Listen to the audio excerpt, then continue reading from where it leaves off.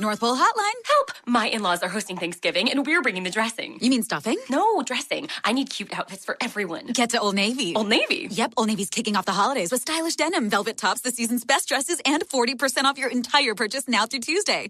40% off? We'll be stuffing our shopping bags full. And don't forget colorful sweaters and amazing outerwear, too. You can even buy online and pick up in store for free. Ooh, I love an all-you-can-wear buffet. Holiday your heart out at Old Navy and OldNavy.com. Valid 11/18 to 11/20. Exclusions apply. See stores for details. Every nation needs a revolution, Jimmy. The American dream is just that. Just a dream. War is a continuation of politics, only by other means. Politics is a continuation of economics by other means. This is our bank. This is our war. And this is our plan of attack.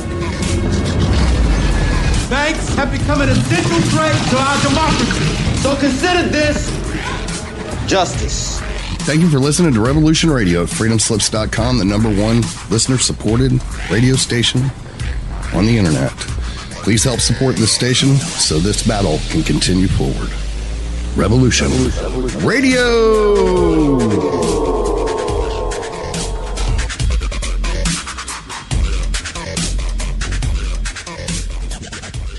The opinions expressed on this radio station, its programs, and its website by the hosts, guests, and call-in listeners or chatters are solely the opinions of the original source who expressed them. They do not necessarily represent the opinions of Revolution Radio and freedomslips.com, its staff, or affiliates.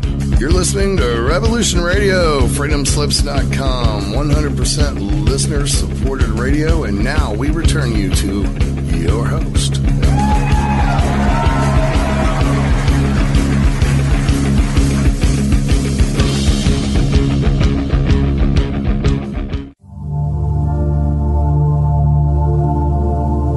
Welcome to Sacred Matrix, a divine paradigm of love and universal consciousness, with your host, Janet Kira Lessin and Dr. Sasha Lessin. Together, we transform the world. And now, here are your hosts, Janet Kira and Dr. Sasha Lessin.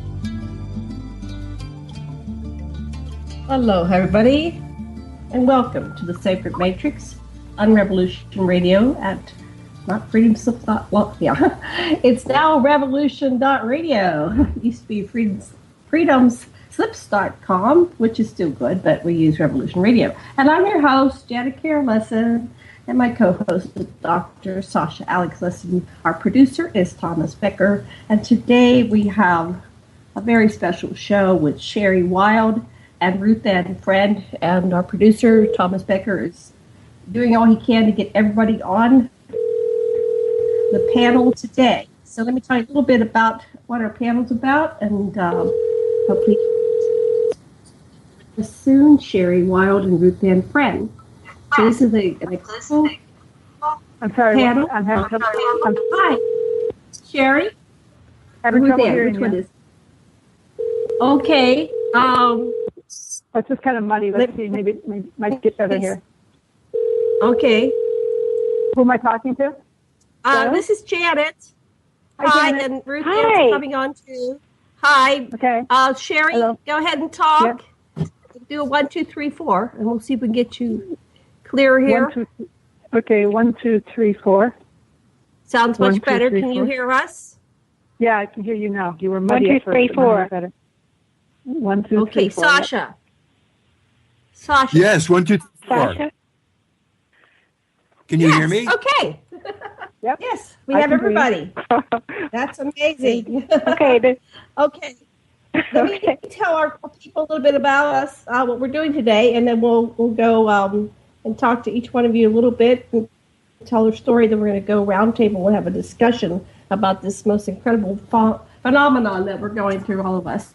So this is the panel of 3 world-renowned experiencers, Sherry Wilde, Ruth Ann Friend, and Janet Kira Lessin, and 2 experiencer hypnotherapists, Dr. Sasha Alex Lessin and Janet Kira Lessin, and we are going to explore the universe of the other Eternisphere, which refers to a phenomena humans and their instruments report experiencing or registering beyond the everyday, ordinary Starbucks and freeways reality accepted by mass American media and conventional academia. The other sphere includes alien contact, abduction, attachment, time travel, near-death, archetype activation, entheogenic impressions, encounters with the dead, other lives, trauma, repression, satanic ceremonies, contact with the divine, and other spiritual experiences. The other sphere includes what Russell Brinegar calls crypto reality, the multiverse, source field, Eternisphere, parallel worlds, morphogenic fields, and quantum consciousness.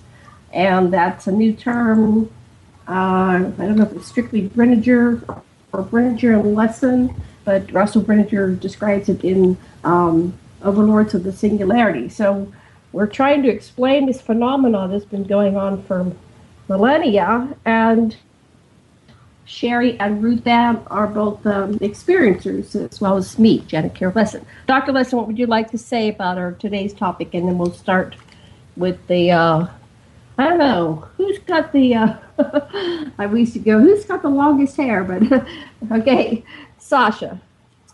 Okay, so what Russell calls this is things like the Eternisphere and crypto reality and many things. I sort of coined the term other sphere. It's my attempt, sort of following a lot of information from Ray Hernandez and others, of putting together stuff that's ordinarily put into separate fields, and people don't realize they're like blind people who've grabbed different parts of the elephant of reality, and so someone's got its tail and someone's got its a leg, and one thinks the reality is like a snake and the other like a tree. Well, that's how it is. When we start putting it all together, a much larger and more mysterious picture starts to come into view. And what I think it is, and I'm really impressed by the works of Susie Hansen, is what we're coming to is a realization that whatever the other sphere is, it contains mostly beneficent encouragement for us to ascend and do better and be more loving here on this planet Earth. Yes. So I guess we'll begin with Sherry. Sherry's been with us many times on a variety of shows over the last several years, and we did get to meet Sherry in person. It was at the Canadian UFO, I forget what they called their event, a couple years ago. Sherry, how are you doing? Welcome back to the show. Hi, thanks for having me back. And that was wasn't that the Experiencers? Was it that one? It was called. That was yeah. That's what I'm thinking of. You were there, Yes, but it had a longer name than Experiencers, and I can't remember right now. Yeah. So many conferences right now. Yeah. Yes. So it's been a little while since we've talked to you. First of all, you've been on the show before, but you might want to give a little overview, recap of who you are and how you came to be in this field, and if there's anything new, any updates we need to know about your life, or any new books or any new events and all those good things. And take it away, and then we'll go around. That's a lot. Okay. Okay, how I came to be in this field is I'm an experiencer, yes. I started out as being labeled an abductee back in 1989 or 90. 18 again? I did that once before, 1989 or 1990. And when I was regressed and I was investigated by the Center for UFO Studies, and it turned out that I had all the weird stuff that had been happening in my life that I didn't know or have any understanding of what it was, and so you tend to just ignore it when you can't explain it. Turns out that I'd been having these encounters from the time I was a very small child. And so that opened the door to me having somewhat conscious contact, and the contact continued up until about 2014, I think, was the last time that I had with my guys. I've had other entities. I've had the Draco and the Tall Whites and some others visiting me, but I haven't seen my the guys that I used to spending time with, they haven't come around. They told me they wouldn't be coming around again for a while. So finding out that you are interacting with beings from another realm, another world, another dimension, I'm still not sure what exactly to call them. I think that they're from another dimension. I think because once you get beyond the fourth density, the fourth dimension, it becomes an etheric world. It becomes a realm of non-physicality, and so it just feels more reasonable to call it that they are from another dimension. So and I have nothing new. I'm not writing another book. I doubt that I will. I'm too old and too tired and too worn down to do that. I think I don't have Susie's energy, but Susie Hansen, that is. So I'm just kind of winding down on the whole thing. I'm not really getting out there and speaking too much anymore either. So, given the situation. So. Yeah, I know you've been having some health problems over the years, and it is exhausting when you're on the road and exhausting. I have a book in the works, and I just can't seem to get the words down onto paper. And so life is always in your face, and so. But go ahead, Sasha. You have a question. Well, I'd just like to say that at Contact in the Desert a couple of years ago, when you spoke, Sherry, you created a coherent field. Everybody there could just feel what you were saying right heart to heart. And we just knew from the way you conveyed things, it was not just an intellectual thing, but a real experience. But something happened. You gave and shared and took us on that experience with you. And I'm still in awe of what you've shared. Oh, thank you. Thank you. I maybe it's because it was still so new to me. And when I do talk about it and I start sharing what's happened to me, I'm still, I guess, in awe is the way to say it. I mean, it's a very strange thing to have this reality. I mean, it's not a story, it's real. And it just still seems crazy to me that I have ETs coming into my house, whether it's the Draco or my guides or the tall whites or the spheres that I get in there, the orbs.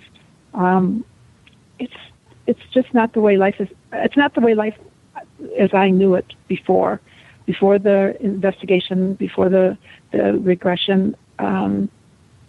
It's just, I think about it a fair amount, and I'm always trying to figure out really what is it all about. Kind of like the topic that you've chosen for tonight's discussion. I have gone through the whole gamut of, are we another advanced races video game? I mean, is that what we are? Are we just? It certainly feels like we're in a game, because I'm a believer in the world being an illusion, and so I don't have. It's not too far to go to thinking that we just take on these avatars and that we come in here and we play this game of duality. Because really, what does it really mean? I mean, what's the purpose of it all? And then we have these higher dimensional beings coming in and trying to nudge us along and help us to awaken and help us to ascend and get our game a little better. But then we've got the bad guys, That's the other part of the whole game, the whole thing that's going on. We've got the bad guys who are running interference and trying to do all they can to keep us from waking up. It just feels like a gigantic game. But because I believe that we're the divine, that we are children of the Creator, and so ultimately we can't be destroyed. We can't be really killed. We can kill off our body, but that doesn't really matter. That not from the higher, not when you look at it from a higher perspective. So it really all does at times feel like a game. So anyway, Sherry, it really does. It does to me too. And even since I think a little bit non-dualistically, I think the bad guys or disinformation folks are really part of the challenge that's making us develop clarity and break down the divisions between our different disciplines, so that we can make some larger sense of it. So I'd say even the bad guys are got to be part of the whole. And I'm very intrigued about what you're saying about reptilians, because fundamentalists have occupied said anything having to do with that might having to do with a snake or a reptile must be bad and evil. But Nancy Tremaine and yourself and others are showing, no, not at all. They have a different way of being and expressing, but it seems like they are part of the group of extraterrestrials that are here to help us. The ones that I interacted with, I believe were, now I still don't know who headed up the attack on me, who actually poisoned me and did all the things that they did to me. But I just in my heart of hearts, I don't believe it was the Draco. I've had other people say, oh, it had to be them because they were coming around. But I don't believe it was, I don't believe it. I just don't. And maybe I'm being made a fool of or whatever, but I do not believe it was them. But so my experiences with the Draco were it was scary the first time I had one come into my house because they're just a little scary looking. But from that point on, I had nothing but good experiences with them, and they did do healing modalities on me. I felt like they were trying to help me at the time that I was being attacked. So yeah, it's a very odd thing, isn't it? It's a very odd thing. So yes, well, I've had positive experiences with the Dracos as well. So. And I'm finding more and more experiencers. Yes, I have. And the same reaction because they're so strange looking. I guess the Greys are strange too, but the Dracos are frightening because maybe it is because of the imprinting about demonic forces. I know I was raised Christian and my mother really was afraid of the devil, so to her it was kind of a three-dimensional being, and so. Well, let's bring on Ruth Ann. We'll have a little intro, and then we can ask each other questions. We've got a lot of time, and I know we can pull these little missing pieces of the puzzle out from one another. So we'll just take a little bookmark there. I do want to talk more about your tall whites, but let me bring on Ruth Ann, friend. Hi, friend. Hello. Hi. Hello, everybody. Hello. Hi.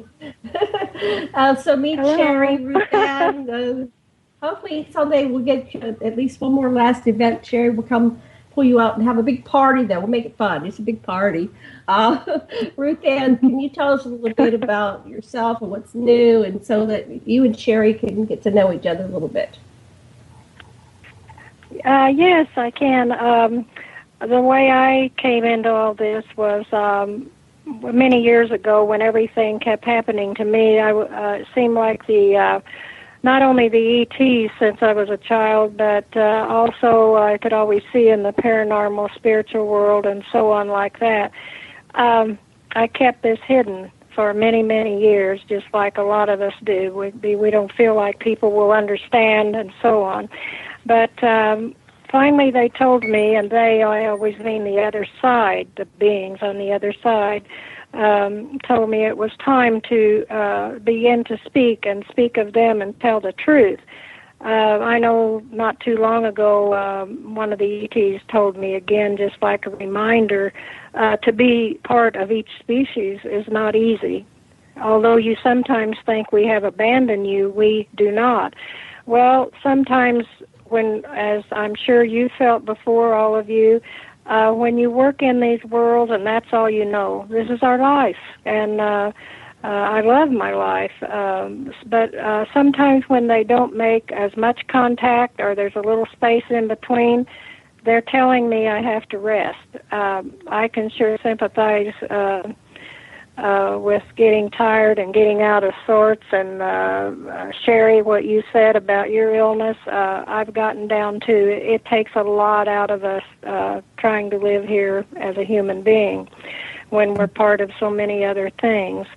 But they always come, and they always would re-energize me, and my son too. He had many years, he was terminal, and I've mentioned before he lived 14 years longer than the medical world said was possible. That's because they took my son and I sometimes nightly, and they would work on him, and that's why he was able to continue on until his journey was over.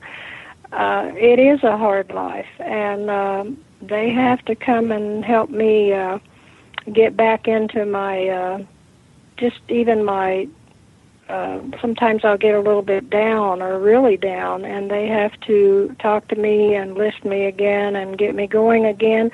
So I'm very grateful for all of that, and so that's how I got into all this. Yeah, thank you, Ruth Ann. So both of you are lifelong experiencers, and that's one of the reasons I have both of you here today. And I, too, I've had experiences since the crib. I still have continued interaction with extraterrestrial. It has changed over the years. I get really exhausted. The day before yesterday, they had a fake nuke coming into Hawaii here, and they had 15 minutes to live. That created a meltdown with a lot of people. They were panicking, and I found that I was in this PTSD, and it just finally broke last night, and I don't have any real clear recollection, just kind of a fuzzy thing where they came in and because I felt like my adrenaline was stuck on overcharge all day yesterday, and ever since that happened. So I feel really sick. So last night they came in and worked on me, and then it's like, okay, I can do today, because I didn't know what was going to happen. I just felt very, very, very sick right after that. Wow. So I know they come and work on me, and Sherry, I hope they're continuing to work on, four of us have these avatars that are getting old.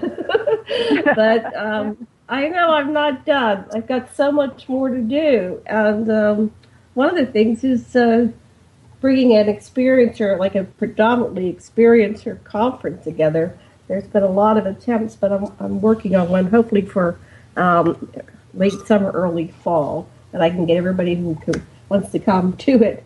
Sasha, do you have a direction or questions? Yes. Since you're researching this extensively, go ahead. Yes, everybody, all of us have been talking about our experiences, and the way I've framed the other sphere, I consider the visions I've had throughout my life to be from the other sphere. Or Susie Hansen talks about me as people like me as third wave. I've had visions of Israelis and Egyptians just before they made peace, putting all their weapons of war in a great ditch and then covering them up and dancing their folk dances on atop that. I joined Students for a Democratic Society trying to bring about peace, and when they advocated violence, of course I quit, because violence ain't the way. And I've been studying with Carl Rogers and others, and we know how to bring about peace, to get people to know each other and feel empathy for each other as human beings. And we have the technology. Once we find out what the people who are in charge really need at their heart's level, and we can meet them and meet their needs and meet our needs at the same time and synergize, then we will transcend. And so I consider, although my path of being a peacenik has not caused me any distress, on the contrary, it's caused me great elation, I consider myself that kind of an experiencer. Mm-hmm. That's a high calling. Good for you. Yeah. Yes, it is. Thank you, honey. So what would you like to ask the three of us? Or I'll let you facilitate for a little bit, Sasha. Okay. If you were going to summarize what the main messages you got from your extraterrestrial or interdimensional contacts for yourself and for humanity, what did you get? Start with Sherry. That's pretty easy. They're really big on love. One of the last messages I got from them, because they're not coming in physically, but they are still talking to me, and it's all about love. What he told me was, he said basically we're out of time, and the only thing left for us to do at this moment is now to just respond to everything with love, be love, be in that frequency of love. The answer to everything is love. No matter what the question is, the answer is love. They just went on and on and on, like in that tone about love. And the whole general feeling when you're with those guys, I mean, because I've worked with different groups, but with my guys, and I don't know what else to call them, it's just my guys, because I don't know what race they are, I don't know what they are.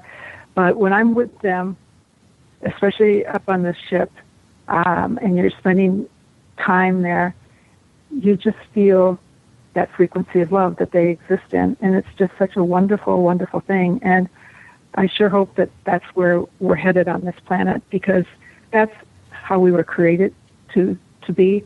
And that's what we were created to express, is just love. And all this conflict that we have in this world right now is just, it's just so silly, you know. It's just, that's why it does. It feels like such a game to me. I can't even take it seriously. So definitely it's about the love. It's about love and acceptance, accepting everyone for who they are, letting them be who they are, and no judgment. So that's what I would have to say. Thank you. Sasha, ask again, and this time Ruth Ann. What's the, Ruth Ann, what is the main messages that you've got from your extraterrestrial contact for yourself and for humanity? Okay, they stress about love and compassion.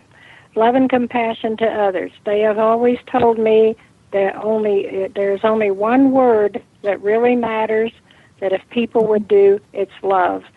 So I get all this too, and I get it from whether they're the Greys or any other species that's ever worked with my son and I, to give out love and compassion, to teach love and compassion. So that's what the whole main thing is about. And I know that one day when there's a new world and things change, they told me that world will be mainly a spiritual, loving world. There would be no more wars, no more fighting, no more anything that was of a negative nature, because everyone will love one another. And they stress that all these years. They'll stress that. Mm-hmm. So I know that's what it's going to be. Wow. Yeah. Thank you. Jen, what about you? What's the main thing that you've gotten for yourself and for the world? Well, I same messages about love, and that if you find yourself coming from fear or lack or negativity or even judgments or criticism or projection, that individually you can take back your energy and your thoughts and your emotions and breathe it into your heart and say it again or do it again from your heart chakra, from love. And it changes reality for us individually and collectively if we all catch ourselves when we start to go down the negative road and come into this heart space. And then that will, feed the morphogenic field exponentially and reach critical mass, and we'll shift into this. They taught me about Star Trek when I was 12 years old. I've always been guided, led, directed in every waking moment of my life. I'm eternally connected. And so they brought me to the world of Star Trek, to the conferences and conventions, and under Heinlein and Asimov and Hynek and, of course, Roddenberry's guidance. We were all talking about this future that they've been showing me all along. And they tell me, well, that's not quite right. It's kind of gone off track. So when Star Trek became Star Wars, it's like, no, it's not about wars. And I was just listening to Linda Moulton Howe, and she's accepted that there's all these galactic wars out there. And it's like, wow, I don't see any wars when I'm up there. It's like I'm bathing in love, and everybody is so conscious and kind and civilized. They don't even speak a harsh word to anybody or do anything. So I have a total different experience than here in this three-dimensional plane, where it's very hard to walk in this world with all this negativity. Yet at night, I know they kind of plug me in like 7 of 9 on Star Trek, and I recharge and I get re-energized. And then I wake up, and often I feel like I'm still on ship, but I'm coming back into my form. The sun is coming up, and I lay there, I'm awake, and I'm in this state. And it feels like I'm there on the ship, but I'm still getting the energy charging me, and it's just total, complete love. So, yeah, love is the answer. Love's the message. Although people just take it like a cliche, and they can't wrap their heads around it. So one of the things they're working with me is to somehow put it in a language or put it in a way. That's why I'm so driven to do these shows. I am driven. I can't do anything but, and that's why I'm reaching out to all of you like Sherry and Ruth Ann and the other experiencers, because I know if we were to ever look at each other, share breath, and have a conversation, it's like our minds would all meld into each other and we would come up with the answers, and like a puzzle that would emerge. So I'll pass it on to go. Who wants to speak next? Go ahead, Sherry. Is that you? Okay, I'd like to talk a little bit too, because go ahead. You can talk. For me, the message I get is I come from a place I call transpersonal existentialism, which says that you can break down, you can look at love more deeply, and even under things that you who maintain dualistic thinking might think is negative or something like that. If you go down to the deep need that the whatever negative behavior you're perceiving is fulfilling, I think you'll find that it's really a need that's egocentric, that is okay for the person that has the need or for the species that have the need too. And I think the main thing is to really understand that there is a technology to get beyond this dissing the other, because the other has needs too, and when we can understand what's motivating their needs, for example, the terrorists that killed the Israeli athletes in Munich, those of them that in a later study got jobs and wives and families were no longer terrorists. Well, there's a message in that. And there's a whole technology which is get to know each other as human beings, empathize with the other person, even say their anger. What motivates your anger? Oh, what do you need? You really need attention. You need affection. Okay, well, we can negotiate that and coordinate it. And so so yeah, it's love, but I think you can go a lot deeper. You can say the deepest love incorporates everything, and is bigger than duality, because duality is a not understanding deeply enough to get real love. That's how I look at things. That's interesting, because that makes me think of the Course in Miracles, which I'm a big advocate of, and I teach it. And according to the Course in Miracles, there's only two things that are happening. The first thing is that love is all there is, and anything that is not love is fear. So and fear doesn't really exist because it's just part of the illusion. So a person is either extending love always, or they're asking for love. So you're either extending love, you're either giving love to another person or the situation, or it's a cry for love. So those who act out in whatever way, you use the Munich, the terrorists, and that's a cry for love. Those are beings who have lost touch with their beingness. They've lost touch with who they truly are, and they're not identifying anymore with their inner divine self. They've forgotten. They've lost sight of that, and so it's actually a cry for love. And I believe that. Yeah, I believe that to be absolutely true. There's an ancient tribe. I don't know where they're deep in the heart of Africa, I think, or Amazon, or wherever they are. But there's a tribe. They're still in existence. When I read this article some years ago, and it's a matriarchal tribe. The women are running the society, and when they find someone has committed a crime, no matter what it is, they don't punish them. What they do is they put them in the middle of a circle, and they just, as a community, they love them. They give them love. They reassure them.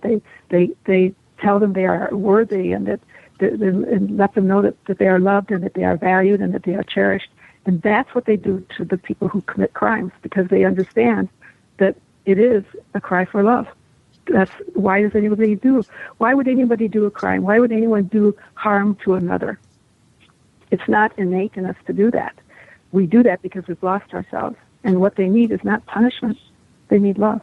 Now, a lot of people might get upset, especially if they've been the victim of a crime. But when you start studying this and you start looking at it, it makes perfect sense, and it's the way it should be. But anyway, what you had said, yeah, that made me think of that. Just the thing about fear. what we say in Jungian centering, which I learned from Hal Stone, is that there's no false selves or inauthentic selves. They're just partials. And so if you're experiencing fear, not to make yourself bad or wrong and to say you got to get out of, but to ask part of me that's experiencing fear, what do you really need? And I think what it often needs is information, or to pay attention or something like that. So we don't even need to dis-fear. We can even say we can embrace courage and fear from our centers, perhaps. Mm-hmm. Great. Yeah, absolutely. Yes. Mm-hmm. Go ahead, Ruth Ann. Your turn. Okay. Oh, all right. See, I believe that truly too. I think that would be, if we could all do that, that would just be wonderful. A lot of times, if I get a certain feeling, I sit down and I ask myself, why do I feel this way, and where's it coming from? So I try to get it figured out that way if I can, and get on a better footage with whatever's going on.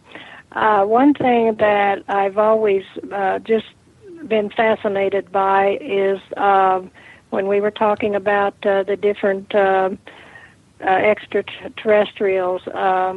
I know that all of the different species that I've ever seen or been with, and there's probably thousands, I don't know how many have always taken my son and I, but a lot of them were the same ones, and we began to know them as like an extension of our family. I've never experienced what you would call an abduction, only visits, because we always went only with our permission. They would never take us without our permission. As I said before, they would take and heal us when either one of us was sick, and of course on my son most of the time. The love in their eyes, I can't even explain it. It was kind of like, Sherry, you mentioned earlier in the program. There's just something about when you look in those eyes, it's so wonderful. You don't even want to break the eye contact. I found out that the heavenly beings, guides, my teachers, archangels, all kinds of beautiful beings like that are intermixed with the ones that we call the grays, or whatever, the galactic, or whatever term we want to use for them, that they are all like one. And that's what I found so fascinating, because I would have to write down their messages a lot of times as they're speaking them nearly, and to keep track of who was saying what. But I just think the interconnectedness of the spiritual realm, and if you want to call it the ET realm, whatever, all of this works together. And I just thought that was amazing. Mm-hmm. I did too, Ruth. I agree with that. I was surprised by that. Yeah. Yes, and I think it's really been. Go ahead, finish what you're saying, Ruth, and then I'll add to it. Go ahead. Well, it's just so comforting, and you feel so wonderful, and you're just saturated with this love that when I'm with them that way, I don't think about coming back, I'll put it that way, because I know I'm truly home. And I know that's my real home. And I know that's where I came from, and that's what I'm a part of. And, of course, I love my Earth family more than anything. When you are, though, with all of them, and you're realizing all of this, and know that one day we'll all be together in those realms, it's just mind-blowing. I can't get over it yet to this day, as many times as I've been with them all my life.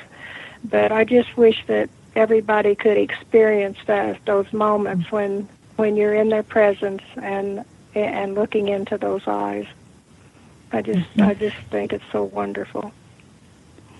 Yeah, but I had that same experience when you look into their eyes. It's like you see all the way back to source, to the first moment of creation, and you see how we're connected, and emerge into unity, consciousness, and oneness, and we're all connected.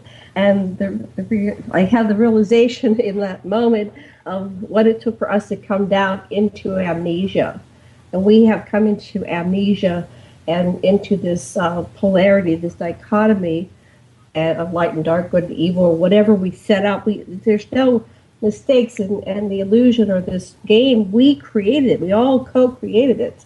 So when we wake up out of it, we're going to, good show or something, hopefully. I'm not sure exactly what this is about, except that through this game, this illusion of separation, we come into these avatars, which give us a skin-encapsulated self-sense. When you're in the other, with the ETs or in the other dimensions, our separateness, our skin is permeable, and we can actually have like a Vulcan mind meld and merge into each other, into unity consciousness. But here, it's so dense, and so our skin is separate, and we have the illusion of separateness. But one of the things I did when I first met Sasha, Dr. Lessin, is like we studied Tantra. And in Tantra, there's a thing called a puja. And it's not sexual, everything's sex, but this is, you just stand in two circles, and you keep rotating, and you get a new person, and you look in their eyes. You look in their right eye, and you say something, kind, loving, conscious, spiritual, like namaste. There's usually somebody facilitating and helping you do like a little exercise. In those pujas, I had the same experience that I did when I looked into the eyes of extraterrestrials. It took rotating and not having any expectations, but just looking deep in the eyes. And eventually, like, the separateness faded.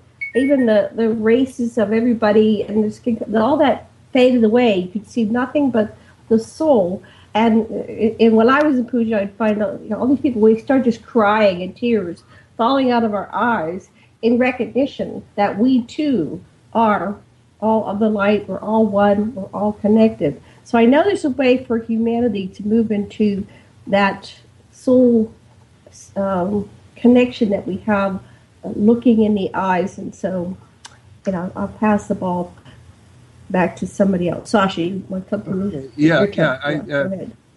I sometimes have this, what I call worldwide puja. If you would just picture before you those who are difficult for you, and those whom your ancestors may have harmed and who may have harmed your ancestors, and picture looking in their eyes and saying you forgive them and ask their forgiveness, and just allow this sort of worldwide contact. One of the interesting things I find, Susie Hansen has talked about how before we ever took this incarnation in the bodies we now occupy, we listened to the universal group collective mind, and basically it was a call went out for Earth to save Earth and its wonderful people, and we have such warlike and dysfunctional things going on that they requested a species in the universe to really help us be able to empathize with everybody, and the Zeta Greys volunteered for that.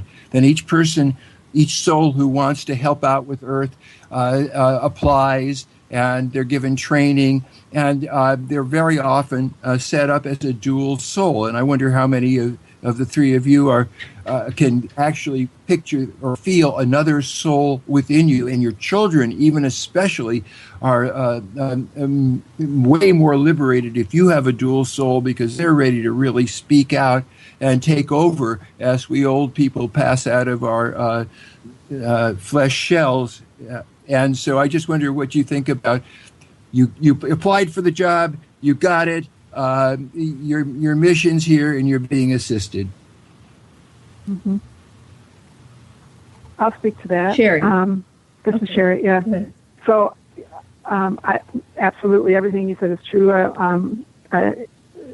Susie's story and mine, they're very similar. I had the same experience of having recall of volunteering here. I can see it. I can be back in that instant when I heard Earth put the call out, and I knew I had to accept it. I knew I had to come here.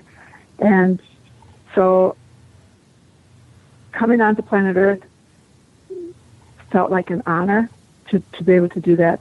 I remember having been curious about the planet and having heard a lot about it and being aware of it, and the souls who had been trapped here for so long and been kept recycled, and that it was an enslaved planet.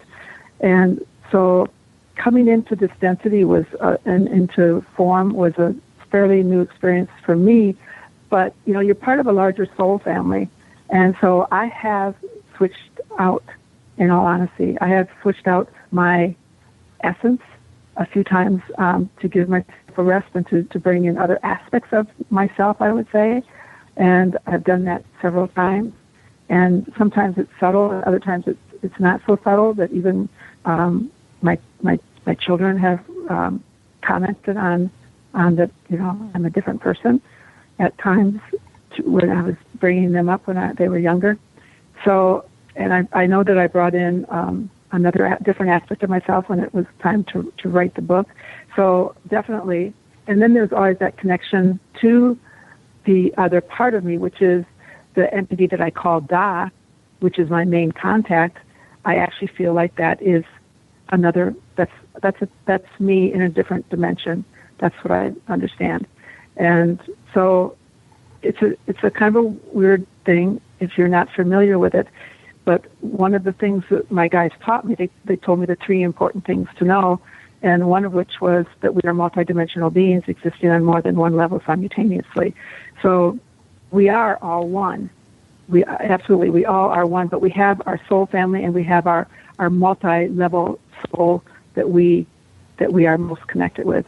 So absolutely, I think every person on this planet, we're multidimensional, and so we exist on ships, we exist on other planets, we exist as other life forms. Sometimes we exist as just pure energy, and so absolutely, and you can access, if you start to really get into it, you can raise your frequency to the point, and you can work on it to the point where you can communicate, at least, especially in your astral body or at night when you're sleeping. You can certainly, before I go to sleep, I always direct where I want my soul or my essence, whatever you want to call it, my awareness, where I want that to go.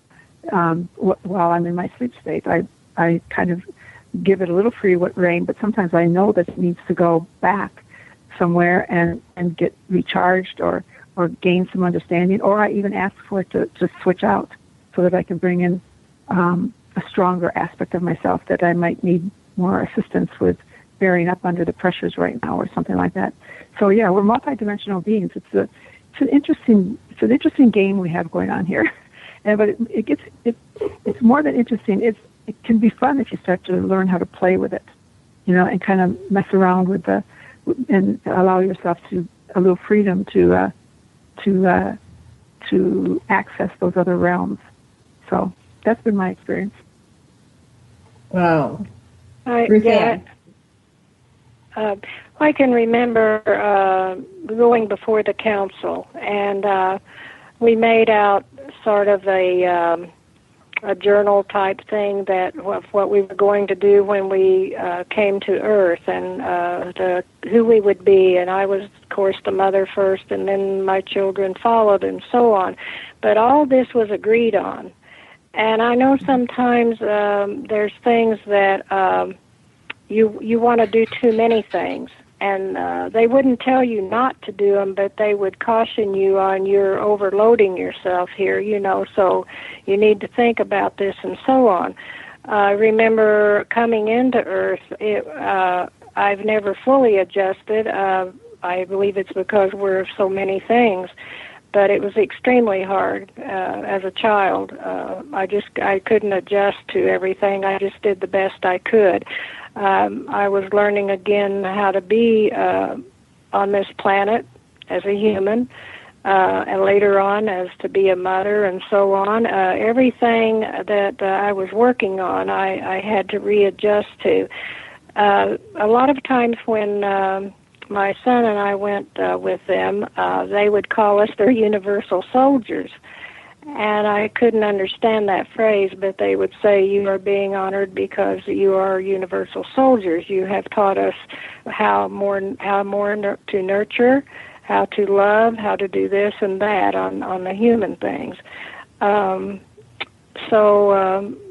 Another thing that would happen when I was teaching at a college, was teaching Reiki. My son and I both are Reiki masters for many years. I've had students raise their hand and say, I opened my eyes last night and you were doing Reiki on me. Now, if it just happened one time, I would have dismissed it maybe, but that's when I began to realize multidimensional, that word. And I found out that we were in different places at the same time. And I would hear this from different people, and you were here, you were there. Well, no, I might be states away when they're saying this, or at least, hours away. So when all these things started coming in, they didn't want to overwhelm me, so they would only give me certain portions at a time. They always called the information portions. But I agree with everything tonight. I feel really, really good being with all you people because you understand it. And it's a little tough for me sometimes to have someone to talk to about all of this. But anyway, a lot of times at night I would ask for their guidance, not only maybe to go with them, to learn more, but for their guidance on certain situations, and that always works out. It's as if they're right there just waiting for you, and they try to accommodate you the best they can, and yet we're here to learn lessons. So that's just my intake on that. That's great. Well, I have that stranger in the strange land phenomenon, but and so I came in, and I didn't feel like I belonged here, but knew I came here on purpose, and I had my guides and other beings with me since the crib, and they would come and ask sometimes just to show me that, we're here to support you, and we love you, and we care for you. And then at one point when I was 18 months old, they had to tone down their interactions with me on a conscious level, because it was totally conscious at first. Because I was talking to my mother, and she was reacting very negatively, and she thought she had given birth to the demon seed, and she was very Christian, and she was going to potentially kill me and act out. So I was home alone with her, and they had to protect me. So it was a very strange phenomenon. But I've identified my multidimensional self. I'm sure I don't have everybody. I know that at the top of it, we're all one, so I have, quadrillions of people that I'm one with, but there's a thread that comes down into this avatar that you can kind of back up and find. And at the highest level, I've identified the essence of me at the highest level beside, it's not really high or low, but that's higher or lower. It's just a way to symbol it. And I asked that part of me, well, where are you? And she laughed and said, I'm 39 degrees to the right-hand side of God, and very high vibrational state. And then I've subparsed and come down through the different vibratory frequencies and dimensions or multiverses, whatever you want to call them. And so there's an essence of me on every level.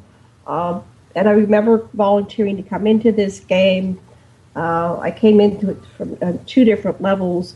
At one point, my avatar came down here, created, it was part of the terraforming team.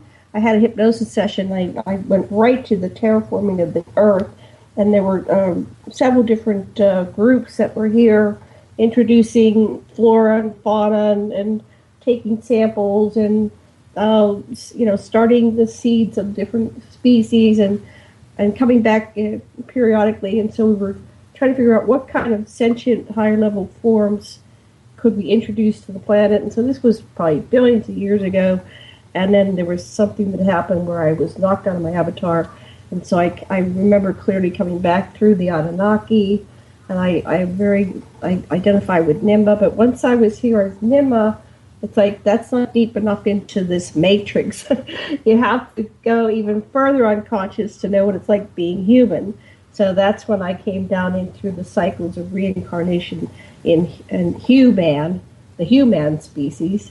And I remember many of my past lives. And I came here to come to my birth parents 2 years before I actually made it, because my mother, who was very, she really didn't want to be a mother.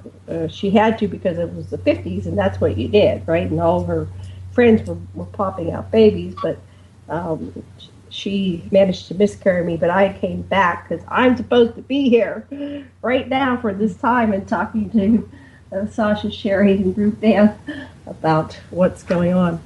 Okay, we're coming up on we've got a commercial in like 2 minutes. Sasha, wrap up this segment, and then we'll come back after the commercial break. Yeah, I would just, let's see, is my mic on? Yeah, I would just like to say something about, when you encounter people that are fearful, even other shrinks or hypnotherapists that are in their conventional roles, I find it really useful to say, wow, you've got really an admirable way of presenting yourself. You really do a good job. I'd like to know some of your vulnerable, some of your instinctual, and some of your spiritual sides. I know you got them. Share them with me. And you'll find out that even those people that are hostile or afraid of what you're saying, they have experiences too. Right. So we're going to be going to... Oh, go ahead, Sherry. The music might come on, but go ahead. Oh, me? No, I was just agreeing. I just found that amusing and interesting what Sasha was saying. So, okay. So we're going to take a commercial break. So we're not able to drop you for the commercial, so just mute everybody and be aware that the commercials are going on. See you in about 5 minutes.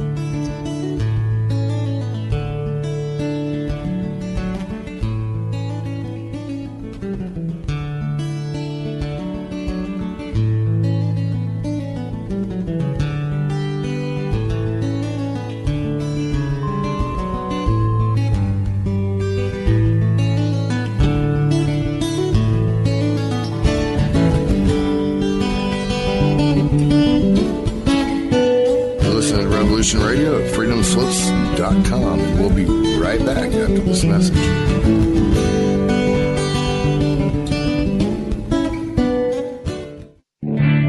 You need some more speed records in this day and age. You need coverage. Coverage? Oh, you mean them little root weevils that crawl around popping up cameras in your face? Those root weevils write history.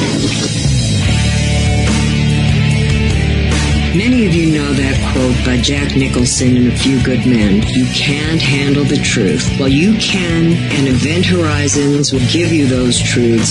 So when you're mad as hell and not going to take it anymore from that memorable CNN network, you'll know just what to do. We will draw you in and become your news addiction at Event Horizons. Join us Monday through Friday from 10 a.m. to noon Eastern Time at freedomslips.com. At Revolution Radio.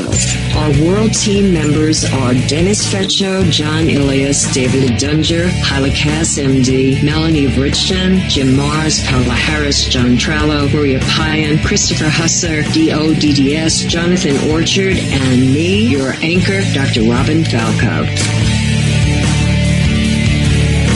If you decide not to volunteer, it will not be held against you in any way. Sounds dangerous. It is. Very dangerous. Count me in. And that's right here at Revolution Radio, freedomslips.com, where information never sleeps.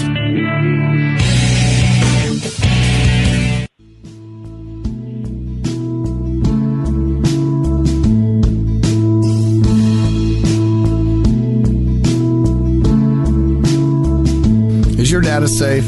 Do you have the necessary information to assist you in confidently living through just about any survival situation? Is survival and gardening, off-grid living, medical knowledge, or even natural or man-made EMPs on your list of personal concerns? Do you have your documents and your personal information in a safe place in your hands where you know where it is? Well, check out our preloaded EMP-proof thumb drive.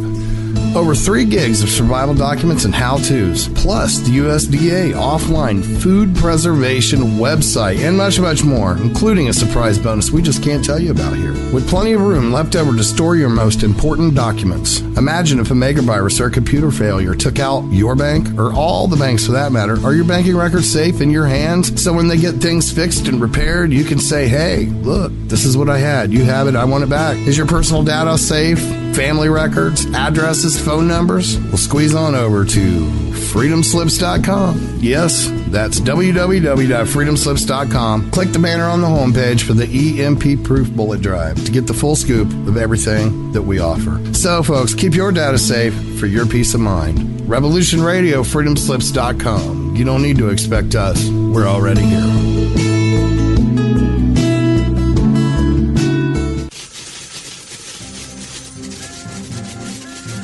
In breaking news, a visiting Syrian diplomat reported today that their population is evolving rapidly and advancing into a 5th dimensional consciousness. They are seeking peace with all cosmic cultures, which may mean that the Earth will be asked to join the prestigious Galactic Federation of Light Alliances. Please join Debbie West and Michael Hathaway on Lost Knowledge, Saturdays, 3 p.m. Eastern Standard Time in Studio A, for the latest breaking news on the Star Visitors' peaceful contact and the ongoing project of cleansing the Earth. This is the people's war. It is our war. We are the fighters. Fight it then. Fight it with all that is in us. And may God defend the right. Warning! Warning! We gotta stop them! They're gonna kill us all! See how the trouble you've started? Be they the government, be they industry, be they organized labor, be they anyone, or human beings. Time when the operation of the machine becomes so odious, makes you so sick at heart that you can't take part. You can't even passively take part. And you've got to put your bodies upon the gears and upon the wheels, upon the levers, upon all the apparatus, and you've got to make it stop. And you've got to indicate to the people who run it, to the people who own it, that unless you're free, the machine will be prevented from working at all. Revolution Radio at freedomslips.com, the #1 listener-supported talk radio station, throwing ourselves upon the gears of the machine. Revolution Radio, where information never sleeps. You called down the thunder, well now you got it. Right! You tell them I'm coming! And hell's coming with me, you hear? Hell's coming with me! Revolution Radio!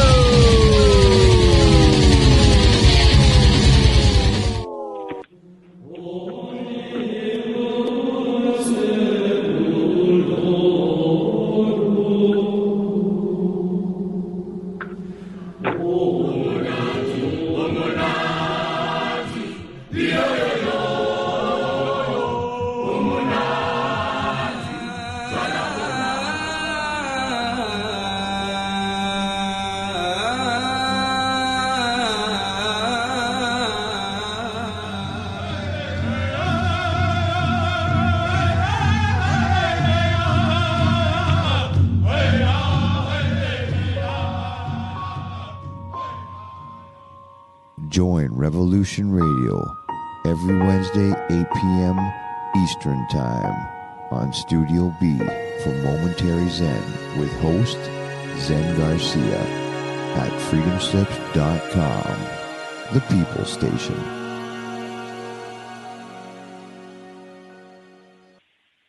The opinions expressed on this radio station, its programs, and its website by the hosts, guests, and call-in listeners or chatters are solely the opinions of the original source who expressed them. They do not necessarily represent the opinions of Revolution Radio and freedomslips.com, its staff, or affiliates. You're listening to Revolution Radio, freedomslips.com, 100% listener-supported radio, and now we return you to your host.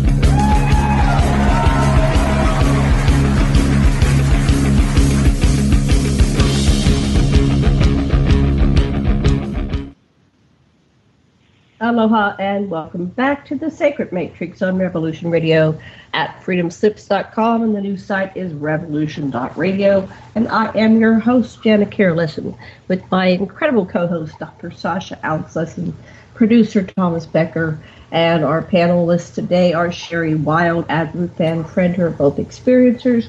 And we're going to get back to our show in just a minute here. But before we do, I'd like to remind everybody to please go over to that donation button on revolution.radio and make your donation, your contributions, help us stay on air and bring you shows like this incredible one today. And Mad Painter, Thomas Becker, where are we in our donations? We need $27.25, and we got $12.15, and we haven't had a donation in 3 days. Isn't that sad? That's sad. Come on, guys. Come on, girls. Come on, people. Go over there. Even $1, something. Okay. Well, thank you for giving us the update. Sasha, back to you to bring in the second half. I want Sherry and Ruth Ann to ask questions that they want to ask each other and us, all of us. So that's part of the second half. Go ahead. Where do you want to take this? Oh, well, I certainly would like things to come from Ruth Ann and Sherry, from you too. But one thing I was struck by as I listened to the commercials for this thing is that one of the fellows was shouting about war and fear and all that sort of stuff. And I thought, well, what's that all about? And I thought, well, I guess if that gets people to listen to us, that's way cool.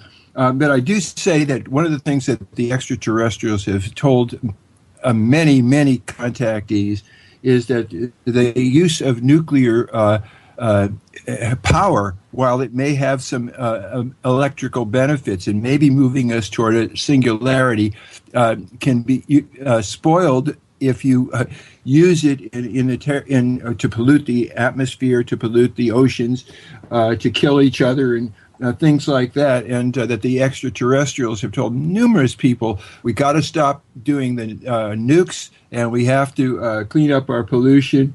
And even our airplanes seem to disturb the flow of air around the Earth the way it could be. And so I just would like our panelists who have contacted much higher powers to give us some kind of reflections on this situation with nuclear use on the Earth. Okay. Go ahead. You want me to go first, or you want Ruth? Ruth, you want to go first? That's fine. Okay, go ahead. Go ahead. Hello, Ruth. Or who's talking? Okay, go ahead, Ruth. You go first this time. Did you get the question? Okay. No, I didn't. Something happened on my line. I sure didn't. We're just asking. What do the ETs tell you about nuclear testing and war and things like that on the Earth? They have. Let's see. Let me see. I want to think of how they said that. They just began to tell me that there will be new colonies, that's why we're being programmed now the way we are, and that we will be the new colonies to come in and help when something eventually happens to this world, because they said they've helped man always, and this time man has to learn. So I don't know when anything is. I can't give you any kind of dates on what's going to happen where, because I don't have them. They've never given me that, but they talk about in the future. So with everything that's going on in the world, they're very sad of what man's did, poisoned the waters, you name it, we've did it, and everything is dying off. So your guess is as good as mine on that. I've never asked straightforward out, and I don't believe they would tell me. I think I would have to wait.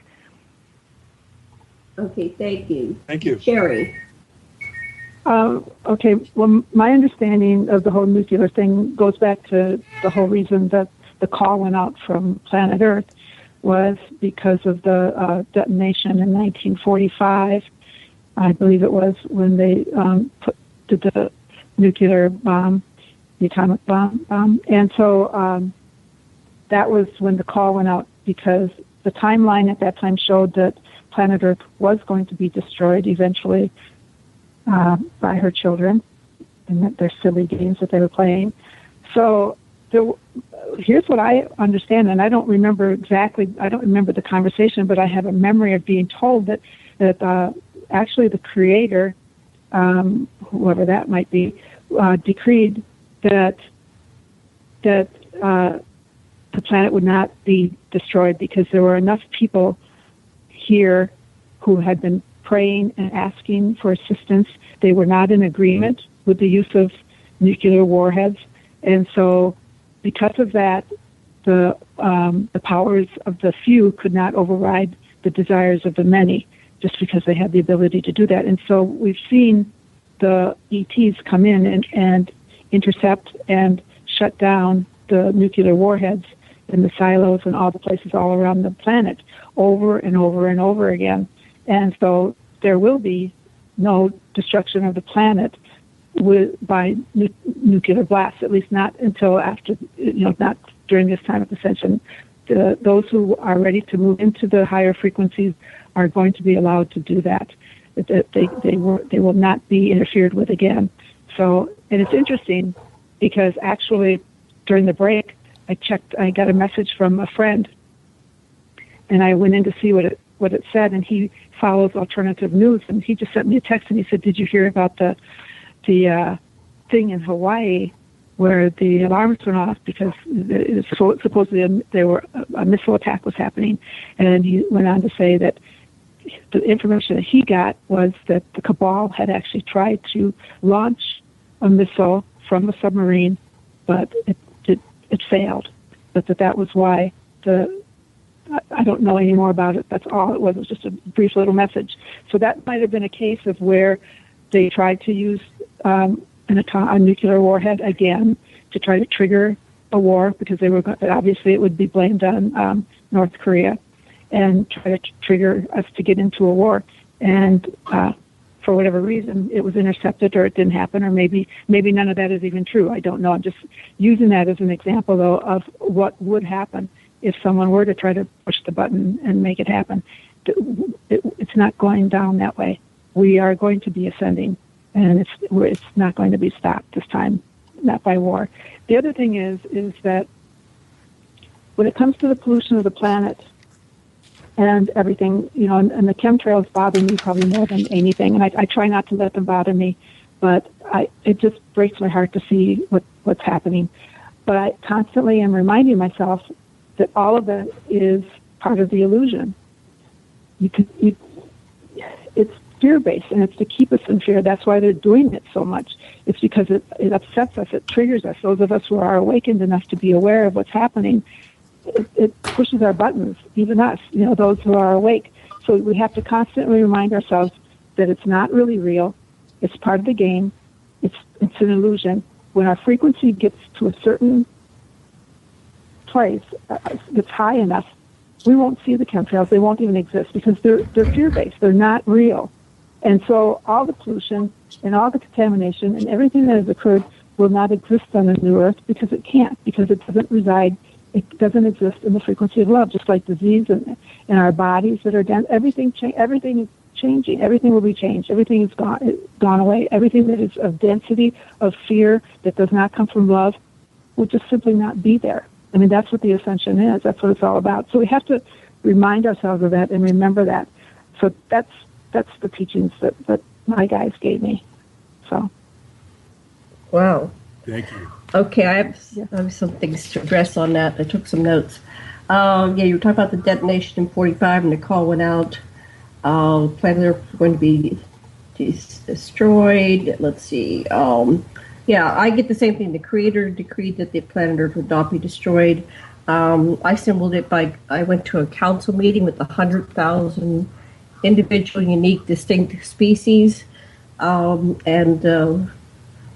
I symboled it by, I asked, please stop. I'm sure everybody's asked, don't let this happen.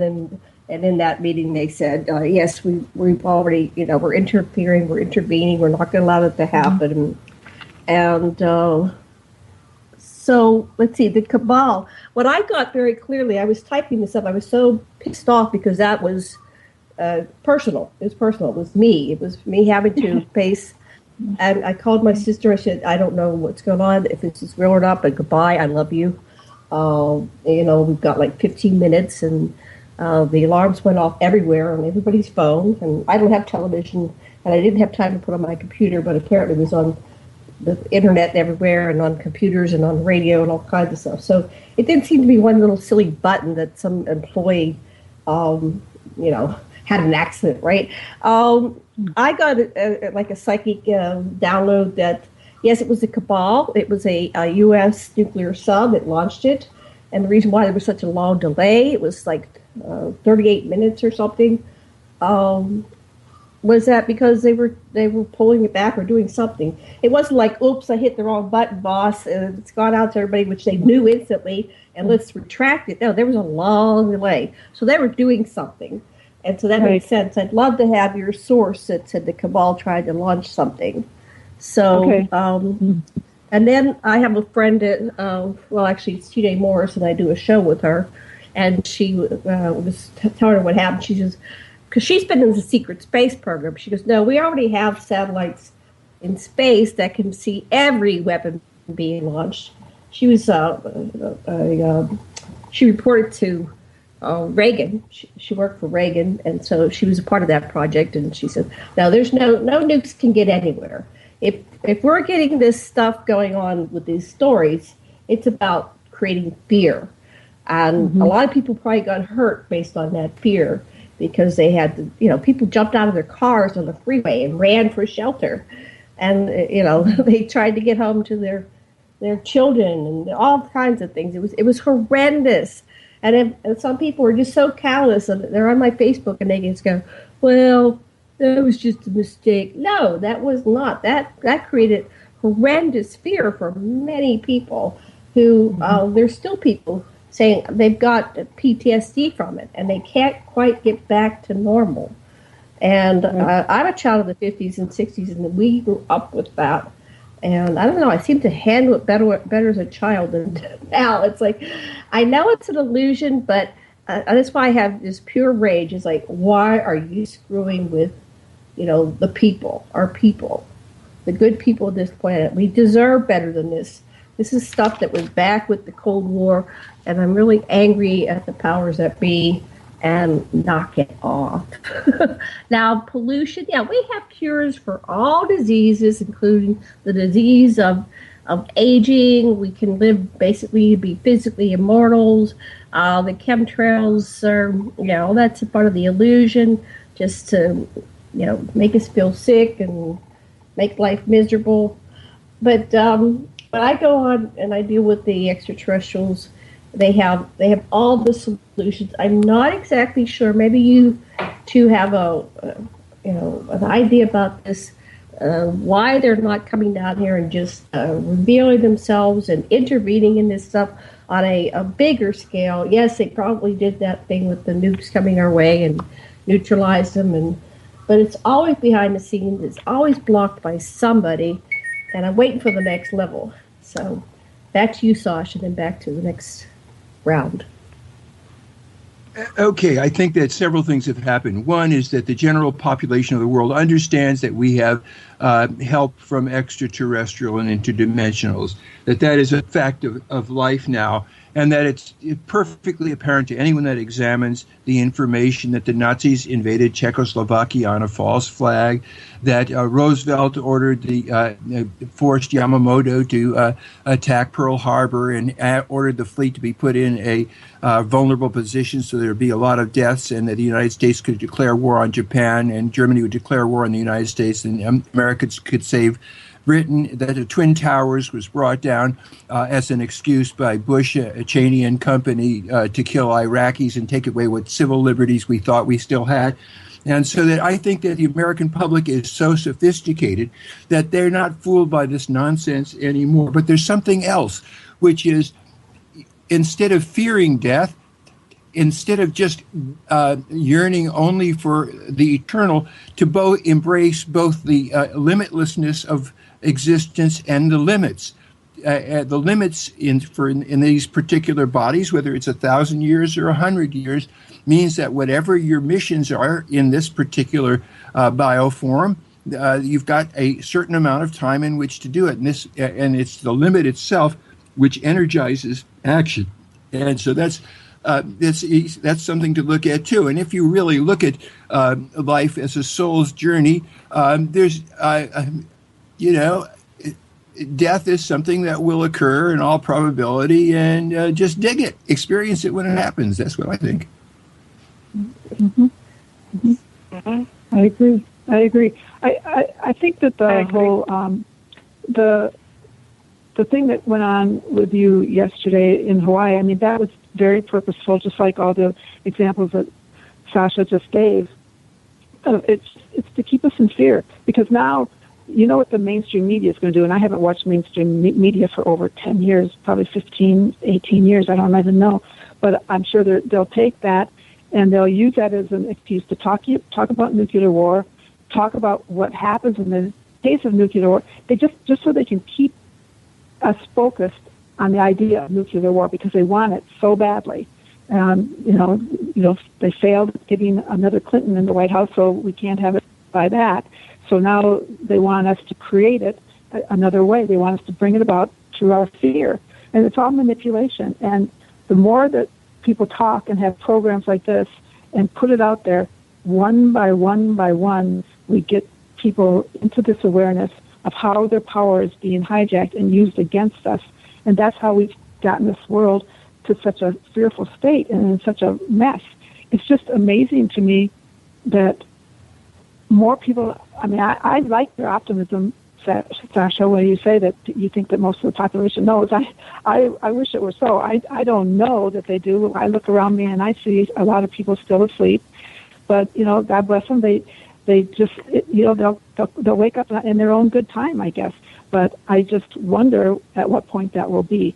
But when I talk to my guides about it and express concern that people that I love and care about are still unconscious, they're not waking up. I had given up on trying to wake them up, which they told me I should, it's past that point now. And so you have to trust in life. You have to trust in the way the whole process unfolds, and everyone will get there eventually. The good news is that the 3D world of planet Earth, where it's a prison planet, is going to go away. That's not going to exist for much longer. The negative forces are losing the so-called battle between light and dark. I mean, that's what this is all about, right? And so even those souls that have been trapped here for just millennia, those souls, and those are the ones that we came in to try to rescue. They will continue on their journey, but they will go to a planet where there is not manipulation, and it's not a prison planet. So they will be able to finally wake up out of the unconscious state that they have been hypnotized and kept in for so long. So it's good news for everybody. It's just that it's just, for me, it's not happening fast enough. I mean, I'm with our Ruth and with all of you in saying, I just want to go back into that realm where there's just love, peace, and acceptance, and that's where I want to stay. I don't think I ever want to come back to a world of duality ever again. I know we're eternal beings, and you should never say never, but you know what? For the rest of my eternity, I ain't doing it. I'm done with it, because I did what. When Ruth was talking, I had to smile, because she said, when you come into this planet, especially if you're only here to this one journey as a volunteer to assist, like I am, and maybe Ruth is, I don't know, but for myself, I bit off way too much. I did. I wish somebody would slap my hands and said, don't put that on your agenda. Don't do that. Not that too. I took on everything, because I remember saying, I want to experience it all. I want to do it all. I'm only there that one time. I've heard all this stuff about how great it is, all these the emotions you experience, and the highs and the lows, and and so I signed up for all of it, and it's just exhausting. I mean, my life has just been exciting and fun and colorful, but man, am I tired by this point, because it's just been a roller coaster ride. So yeah, it's an interesting it's an interesting journey that we've got going on here. An interesting story. Yeah. Oh, yeah. Sherry, go ahead, Ruth Ann. I'm so glad you said that. She just said everything I think and the way I feel, and I know the ETs was just reminding me again, everything there's an illusion. It's to learn in, it's Earth school, and no human can change the rules, they say, which is true, but I feel the same way, and we made a choice, my son and I, this time to come back again. We didn't have to come back anymore at all. We didn't have to come back the last time, but we volunteered, like you said, and we were, again, like an experiment, So I agree fully everything you said, all of you. Thank you very much. Mm-hmm. Yeah, I had those moments the other day. It's like, oh man, if this is it, I'm out of here, and I didn't get to accomplish what I wanted to do, and I'm not coming back. That's it. You got me one time to come here, so you better change this reality. So my sister and I prayed. I'm not a prayer, but my sister's Mormon, and so I said, okay, let's pray. And then we got the all clear. So you get to this thing where you go, what can I do in the midst of this? Did that prayer work? Did we just shift timelines? Oh, yeah, I want to talk about timelines. When I was a very young 4-year-old, I was taken on board a ship and showed 24 different timelines, the future history possibilities of where this game could go to. And that they very clearly conveyed to me that is only a small portion. There are endless timelines based upon the billions of people that are going to be here. And I was my eternal soul when I was there. I wasn't just a 4-year-old human. I was my eternal self. So I had this comprehension of awareness of the totality of existence. And I can only bring a part of it back because they only let you have so much in this little limited brain, avatar that we're all living in for a lifetime. So anyway, this was one of the timelines, and I always experiment with shifting timelines. I chose a timeline when I came back here, and it was one of the utopian ones. They labeled it, or I labeled it, and I realized that there's been some hijacking in the timelines, and we've shifted back and forth, and that any time as the observer participant, even in this game, this matrix, we can shift gears and switch to another timeline. So I experimented with that all the time. But in the midst of it, I said, well, yeah, if I die, I die. I mean, I've done that before. I've had 8 near-death experiences in this form. So I've been in and out of, I've actually, my mother strangled me one time and broke my neck. I had a weird childhood. And I was outside and I fixed my neck, and I came back in. A couple times I fixed the body and came back in, and that's why it totally freaked her out, because she's there, what? You were dead. It's like, nope, it's my choice. You can't make it for me. So, yeah, that was interesting. So, where do we go from here? We've got about 30 minutes or a little bit less left. Back to you, Sasha. Turning on my mic. Yeah, I'm okay. here. Yeah, yes. So in existentialism, we say that the disrespect for consciousness that bugs you the most. In existentialism, evil is disrespect for consciousness and the life force that supports consciousness. But that is the evil itself that is the motivator and gives meaning and direction to your life. So all the things that we consider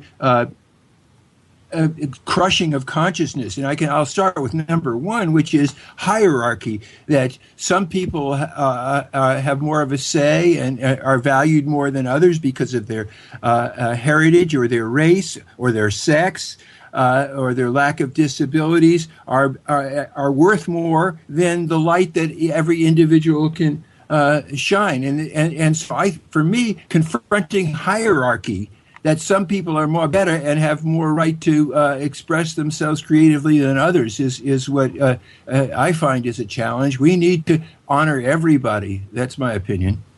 What do you think of that? Ruth, you want to take that, or do you want me to go first? Oh, I'm sorry. No. Go. I don't care. That's all right if you want to. That's fine. Well, I totally agree, of course. Either way.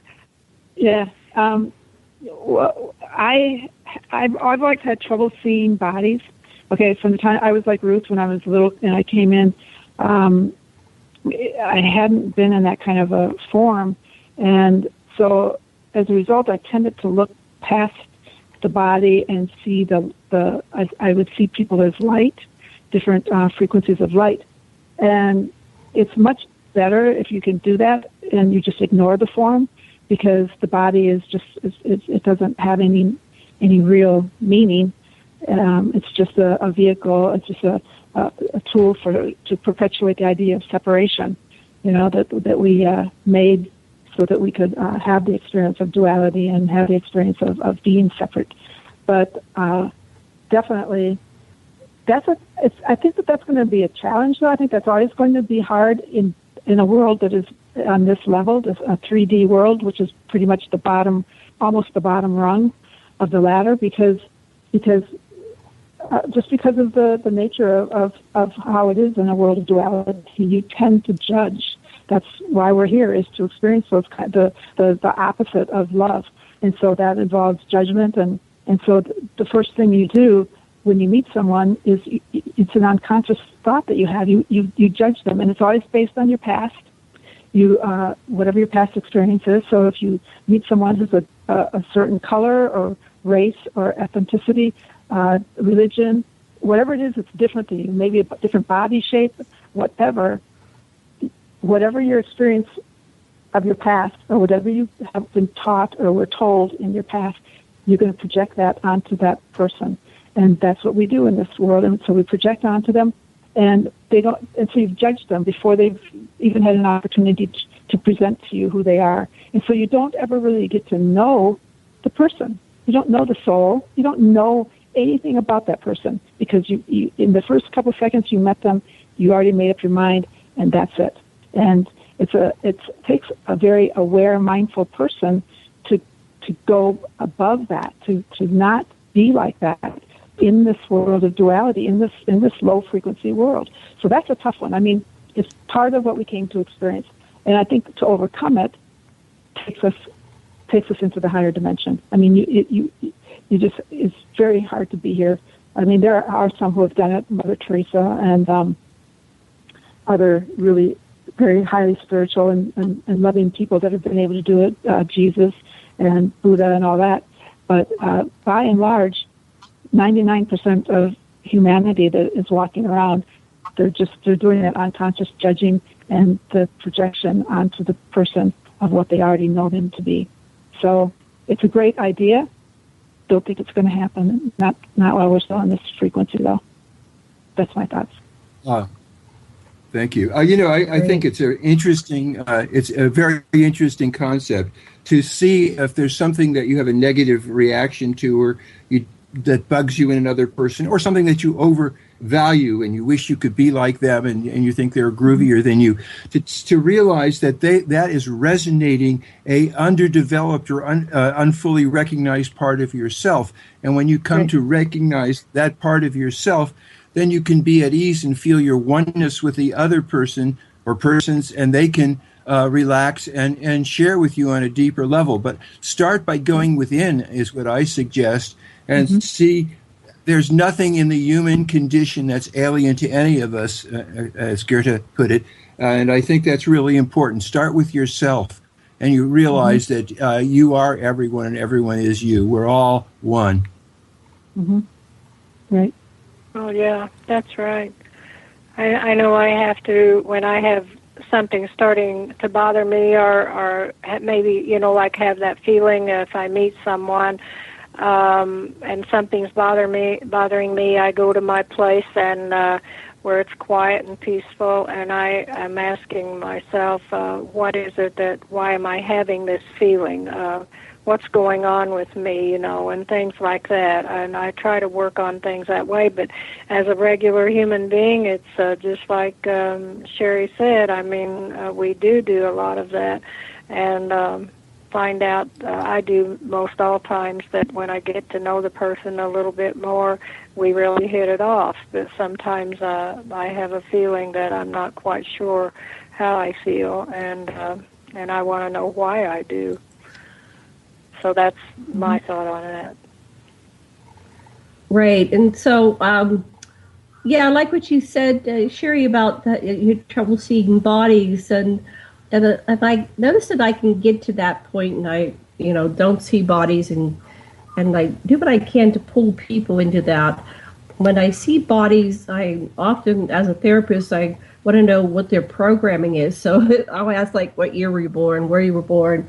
That kind of idea identifies what program went into that avatar, and I know where I have to meet them and maybe start going beyond that to find the soul, to find that connection on a soul level. So it is difficult, but what we experience in our past, our programming, each person, I highly recommend that each person identifies your programming, does some work on it, see if you can overcome it, get to that point of connection, loving oneness with each other, because that's really who we are. And if we could all do some of that work on ourselves, and we would eventually get there as a whole species, and then there wouldn't be any war. If you knew each other on that level, that would be the end of war. It's simple. It's really simple. We don't have to do the higher up stuff. We start on the personal level with the people that, like Marianne Williamson said in the Course in Miracles, that your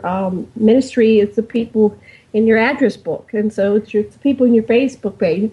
It's like meeting these people, no matter what avatar they're driving, and find connection and oneness. And I think that's one of the upsides of the internet, is that we have a whole different world because of the internet. I wouldn't even know my husband if it wasn't for the internet.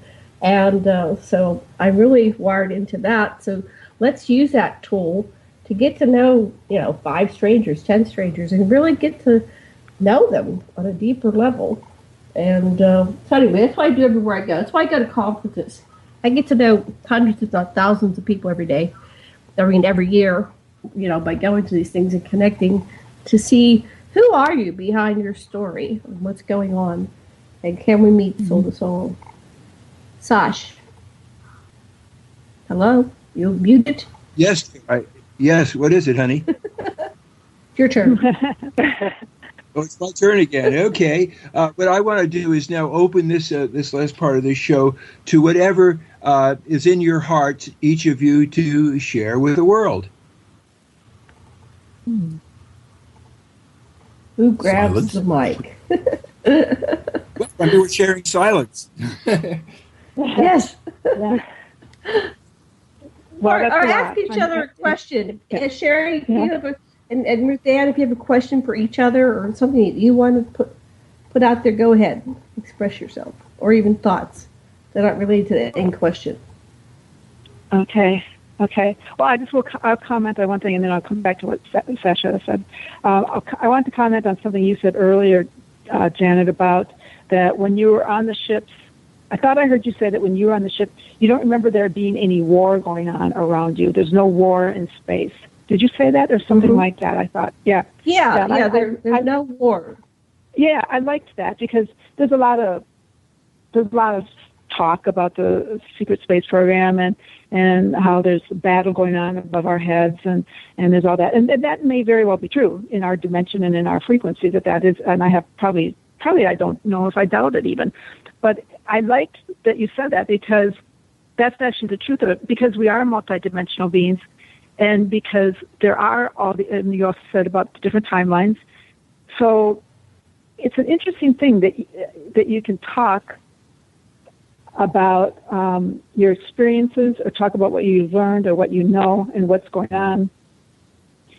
And so you can talk about the wars that are going on and the battles between light and dark on planet Earth and above planet Earth and below the surface, whatever. But from a higher perspective, on a higher realm, the truth is again, I'm going to sound like a broken record, but that's all part of the illusion. That's part of the game that we're experiencing here. In truth, there's no battle going on. There's no wars going on. I mean, not in truth. That's just the video game we're in, if you want to call it that, or this computer program that we're running, where we wanted to experience duality, we wanted to experience light and dark, and we wanted to have this world based on fear, that we wanted to see what that felt like and just know what that was like. But the truth is that when we move beyond this frequency into a higher dimension, none of that is there.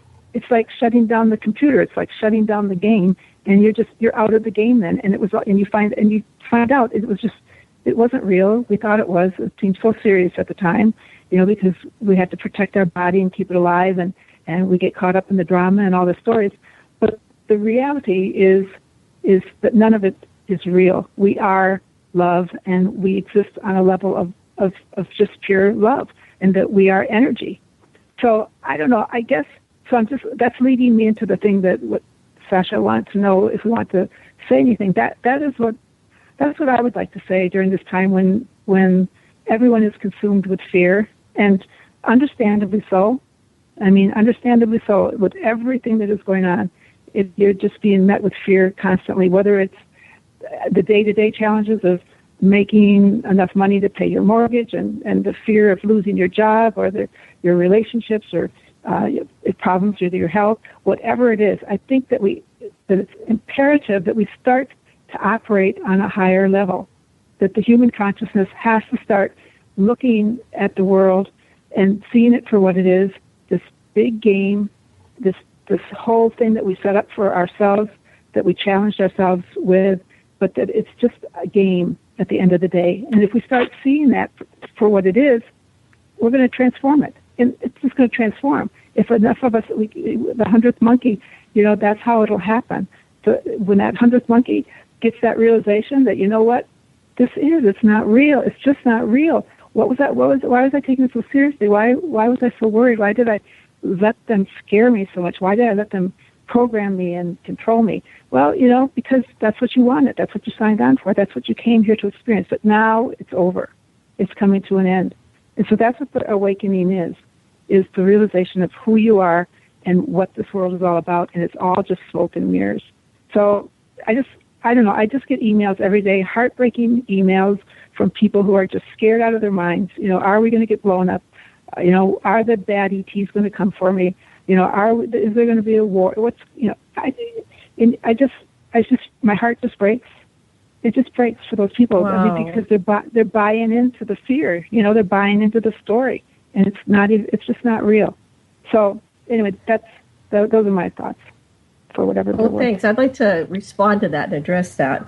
I've interviewed T.J. Morris over and over, and T.J. Morris was in the U.S. military, and so was her husband. And they were in the space program, but they weren't like a grunt. They were both commanders, so they were in the top level, and they would go on to a huge ship, a series of 5 ships around Mars that held about 1 million people in there, and all their life support, and, on each vehicle. And each vehicle had a different, or each little Eternisphere type of thing, it was huge, had a different purpose. One was for, creating different flora and fauna and species, insects, and the other one, I don't remember but each one was a different function. So from that higher perspective, though, she says there weren't any wars. This is in the game. This is in the Matrix. Let's just call it the Matrix, the game. Mm-hmm. And there was just one small faction of the 3D continuum that played the catalyst for the game. And she said that there was a wormhole outside of Mars, and the advanced species that had the total awareness of the game had guards on all the wormholes wherever they were within the universes, to send out the alert, the alarm, if these species, they called them like the Worf, like the Klingons. They were just they were the farthest end of the continuum had to be created, good and light, and they were the farthest end of the dark, right?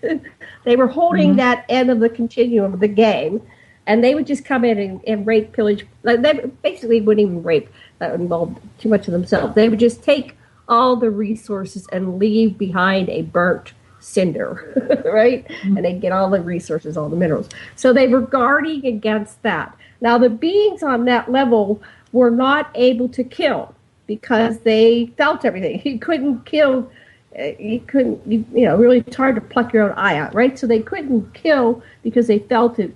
So they created a warrior species out of humans. And they put DNA so that they could be able to defend all these other beings that are of light and love who have come into 3D form, and they can't kill. They can't even smack or say a bad word to each other. So Tom was a warrior, and they asked him to come up and show them how you can hit somebody. So he showed them, and they said, show us how you can kill somebody. So he did, because he was the warrior species. So part of humanity was designed as a warrior species, but I don't know how it got all worked like it is. I'm missing that piece, but just to reassure people that most of existence, there's only like a tiny fraction, let's just say 1%, that is, what we might call evil with total disregard for consciousness. The rest is, people just wanting to, live their lives and, have babies or do some kind of work that makes them feel good in their existence. So, anyway, that's all I have to say on that. Very interesting.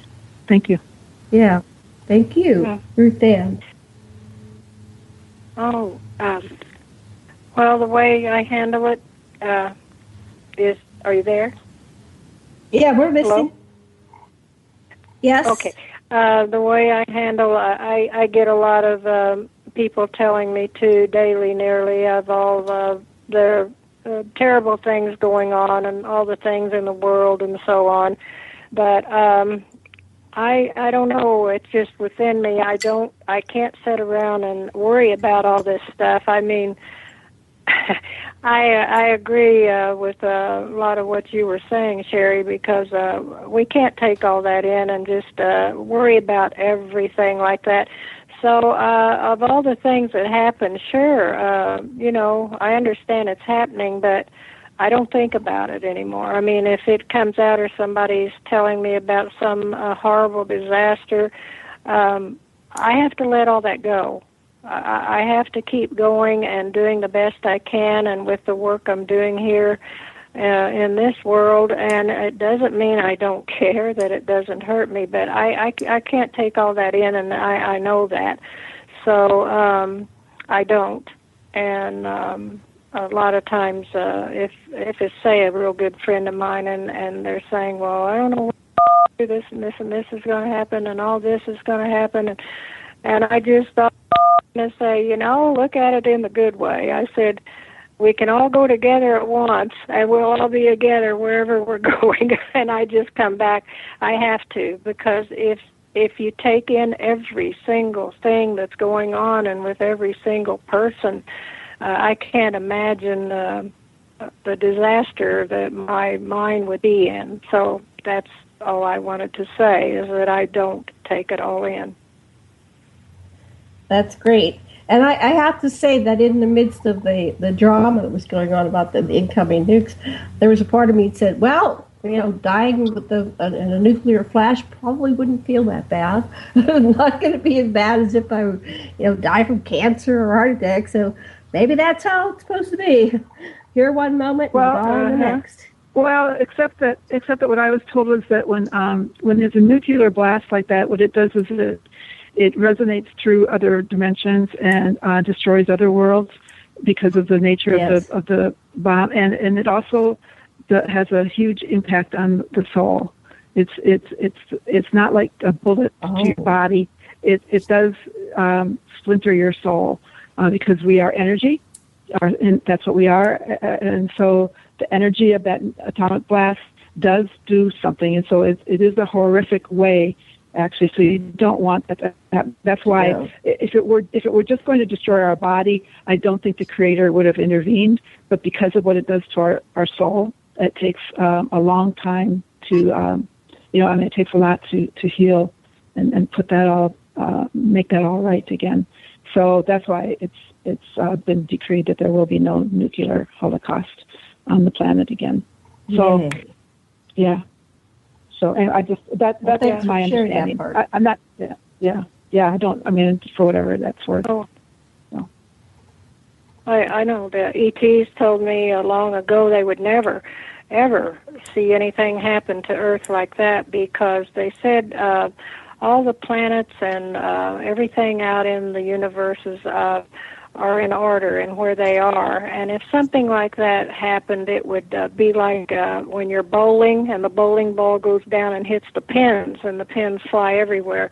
They said that's what would happen in the universe, that everything would be out of, I'll call it kelter, out of place. And that's something they're not going to see we're not going to see happen like that. Well, I think that makes sense. The planet, I mean, humanity has been held down. I mean, there's been manipulation and control, and I think that's the big factor in the whole decision here. I think if we had just fallen into darkness, if humanity on this planet had just fallen into darkness and made these choices on their own, but because there has been the manipulation and the control by outside forces or forces within the planet, however you look at it, but the controllers of the planet who took over and did not allow humans to have the right to evolve. They took away the basic right that we were given. They were given as they were created to have the experience of being in a third dimensional planet and to evolve and grow and learn and move up the ladder of life. That was stolen from them. That was taken from them through manipulation and deceit. And because of that, it's not their doing. And so it's not something that they brought on. That's why somebody asked the question, why don't the ETs come in and just make everything right? Why don't they just set it right? We hear that all the time. But we can't. There is that law of karma, which says that for every action there is an equal and opposite reaction. And so you do have to neutralize. You have to bring everything back to neutral. Now, I don't believe, everybody knows I don't believe in karma the same as what is taught, so I not want people to get confused with that. I don't want to get the emails saying, I thought you said there's no karma. But I mean the karma as far as that as you journey into your awareness as a soul, you do have to stay in balance. And if you get too negative or you get too positive, self-serving or service to others, the best place to be is right in the middle. And so on the planet, if we had gotten so negative and it was all a matter of those were our choices, but they weren't. They were choices made through programming and manipulation and deceit. And so that's a different story. So against all odds, humanity is waking up, so it's only right that we be given the opportunity to continue on that journey without further delays, because we've already had several times where the planet was going to, the humans on the planet of Earth were going to evolve, and Atlantis and Lemuria, and there were at least one other time that I know of that they had this opportunity that they have now, but it was taken from them. It was taken away through different ways, but certainly the hijacking was certainly at least one of the times where it was manipulation. So, and of course that's what they're trying to do now, and that's what they've been trying to do. But this time they're not going to succeed. The plan that was put in place this time was a good one. We learned, we got it right this time. So, yeah. Excellent. Right. Okay, we have about 3 or 4 more minutes. We should probably start wrapping it up, Sash. What would you like to say? I would just like to suggest that one way to cope with things, or the Buddha didn't put it quite this way, but it comes down to you can drive your own karma. If you dig what you've gotten, don't sweat what you've not. Being addicted to things being different than they are is bound to make you suffer. And so that what I suggest you do is that you count your blessings, that you see in each moment of your existence what is there to appreciate, that you feel, that you allow your oneness to reach out to wherever you can and enjoy this embodiment while you got it. Mm-hmm. Yeah. Amen. Wonderful. Yeah. That's beautiful. So I'd like to take the final minutes here for you both to share what your books are and your websites and any other information you want our people to know about you. Okay, this is Sherry speaking. My website is the name of my book, which is The Forgotten Promise, theforgottenpromise.net. And what else did you say? So you can, I put that up several years ago, and I never went on it. I'm available on Facebook as well. If anybody emails me, I do try to answer all emails. I'm falling way behind, and I will get to it eventually, but it could take several weeks. But I do answer every email that I get. So that's all I have to say. And your email is on Facebook? Facebook is not a good way. I probably get on Facebook once a week if I'm lucky. My website has a link so you can contact me through my website, which is theforgottenpromise.net. But okay, you know, and I will do my best. I will respond. I have always responded to every email that I've gotten. It's just that I'm getting as we move into these times of turmoil, I'm getting so many more emails than I ever have before. So it's harder for me to keep up with them because I do work full time. So. Oh wow. At a regular job. Thank you for doing that. Thank you for answering people. Okay, Ruth Ann. Okay, my website is universalconversations, with an S.com. universalconversations.com, and I do try to answer everything that comes in. My first book's Under the Rainbow Crossing. It's about all the 7 spirits that lived in our home. The second book is The Story of David, and that's my son, of his miracles and his connection to his guides and teachers and his remarkable healings. My third book is Aliens Within Our Own Selves, and they're at Amazon, Barnes & Noble, and they're in softcover or regular ebooks. So that's about it. And I thank you so much for asking me on. Huh? Thank you. Thank you, so lovely ladies, and thank you, listeners. Aloha and blessings. Oh, thank all of you. Bye-bye. Bless you. Thank you.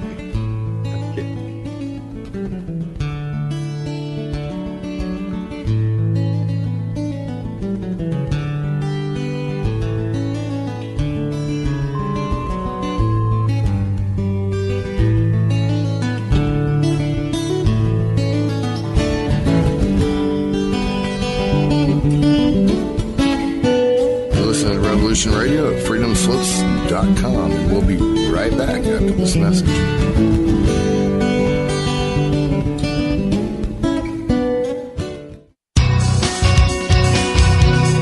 Thank you for listening to Revolution Radio at freedomslips.com. Any commercial advertising you may hear in this program is of the sole discretion and benefit of the host of whose program you are listening to. Revolution Radio does not endorse any commercial products, nor does it accept monetary compensation for on-air advertising of commercial products, nor will it ever. We are and shall remain 100% listener supported. Any product advertising on this program are considered used at higher risk, and Revolution Radio shall not be held liable for any claims or damages received from any product advertised within this program. Revolution Radio, where information never sleeps.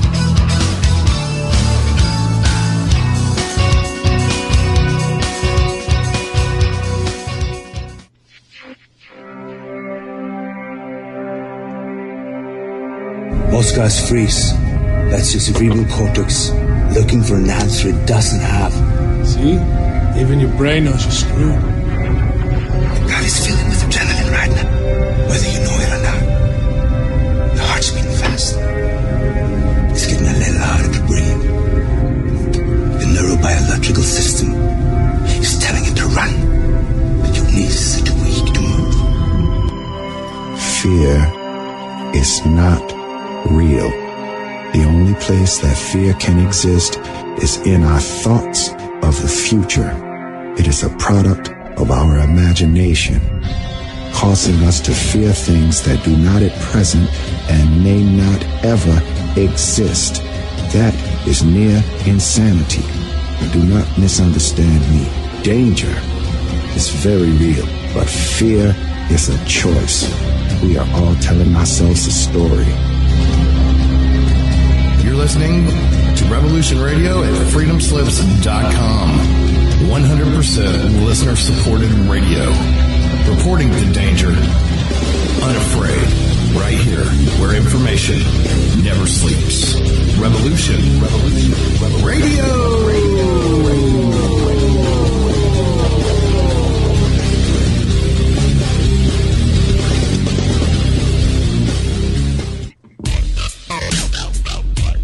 Take a look around, kid. What do you see?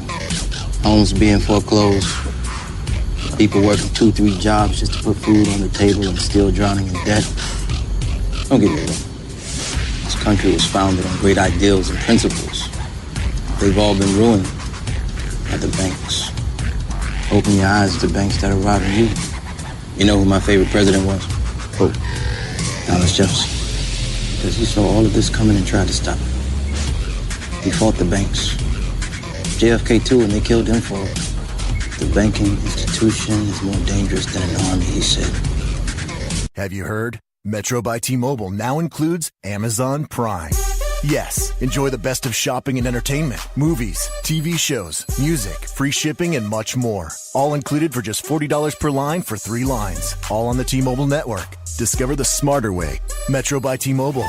That's genius. One offer per account. Offer subject to change. $12.99 per month value. Offer valid for new Amazon Prime members. Metro customers may notice reduced speeds versus some T-Mobile customers. Video at 480p. Capable device required. See store for details and terms and conditions.